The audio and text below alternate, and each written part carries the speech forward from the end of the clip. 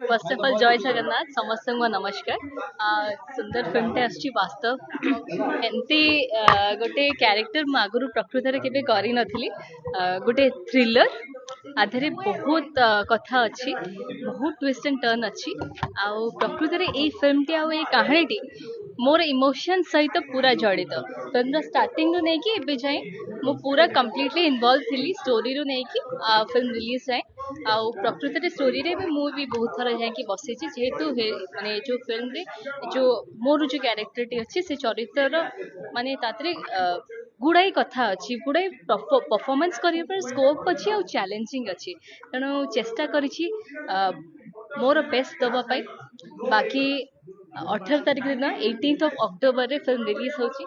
सबु दर्शक ओडिशार सबु दर्शक तांको रिक्वेस्ट करबी प्लीज आपण नियरेस्ट थिएटर्स रे जाके फिल्म टी देखंतु। किछि नुआ टेस्ट, किछि डिफरेंट आउ जोटा ओडिशा इंडस्ट्री रे आगु केबे हेइनी सेटा करबा को चेष्टा करछि। आशा करछि आपण समस्त को बहुत भलो लागि।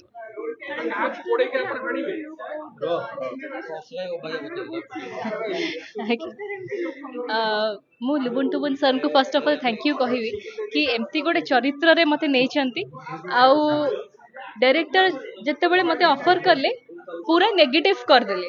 आगुरो मु केबे पॉजिटिव बहुत सारा पॉजिटिव करछि। सर आगुरो मु मते बहुत सारा कैरेक्टर देइछनी जो थरे कि रोमांस थाए, गीत नाच एथरे भी से गुडा का अछि।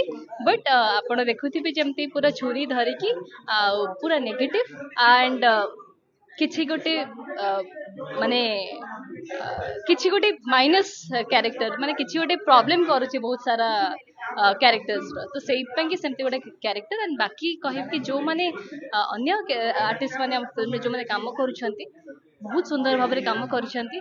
बद्रीनाथ पट्टनायक सर आ निवेदिता मैडम जे प्रोड्यूसर एंड को प्रोड्यूसर ताको बहुत बहुत धन्यवाद देबी एमती गोटे कैरेक्टर देख पर मते। नाली साड़ी काई गया sir red is the sign of love and red is the sign of blood. तेणु पछरे लव भी अच्छी बट आपण पछरे ब्लड देखुचंती माने फिल्म में लव अच्छी बट पछरे आपण ब्लड देखुचंती। तेणु सेटा आपण समस्त को मो तरफ रो एबे आपण जत्तेक मीडिया भाई भणी छन समस्त को मो तरफ रो इनविटेशन रहिला प्लीज फिल्म टी फर्स्ट और लास्ट जाके देखिए।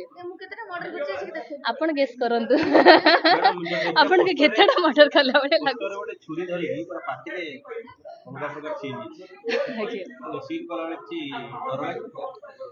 मते प्रकृति रे मु जेति कि मो पार्ट देखिची लिटरली कहबी मो निज को देखिले मते डर लाउची।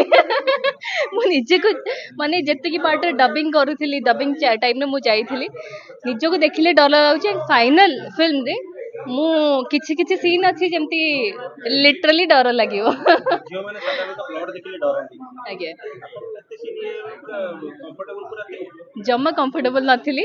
आउ जो ब्लड हम यूज हेची आपण जानिथिबी कि ऑब्वियसली रियल ब्लड नुह बट सेटा लगे कि निजे से कामटा करिला को माने निजो को लागुतला कि अरे मु कोन एते बड़ मर्डरर। तेणु अनकंफर्टेबल लगी बट से इथारे करबा को चेष्टा करछि बिकॉज़ कैरेक्टर कैमरा सामने नहीं मु रियल लाइफ रे भी सब बळे एमती हसु थाए। मु बहुत जॉली टाइप रो इंसान मु सब बळे हसु थाए मजा मस्ती भीतर थाए। किंतु एई फिल्म रे एते मजा मस्ती हेइनी जेहेतु कैरेक्टर टी भारी चैलेंजिंग थिला। मु चेष्टा करिछि इमोशंस भीतर रहइबा पई। सर तो मते सबु बळे फर्स्ट रु I think more third film जते बळे सर मते ऑफर करथिले सेबेटू नै कि एबे जाके सुंदर सुंदर चरित्र जति मते कि ऑफर करछंती ऑब्वियसली लिबुन टुबन सर आ से सबळे कहंती मु त एमिति कैरेक्टर देले मु भाबे कि एटा करि परबी ना लिटरली केमती कोन करबी ना सिए तांको कॉन्फिडेंस को मु थैंक यू कहबी कि एमिति गोटे चरित्र रे मते भाबिले। कारण एमिति गोटे चरित्र आज का डेट रे गोटे लेडी आर्टिस्ट को मिलबा प्रकृति रे भारी कष्ट। तेणु सोशल मीडिया रो कई दूर जाइछन बिल्कुल नहीं मु सोशल मीडिया रे अछि। बाकी आपण ओके ओके आउरी चेष्टा करबी आउरी आसीबा पई।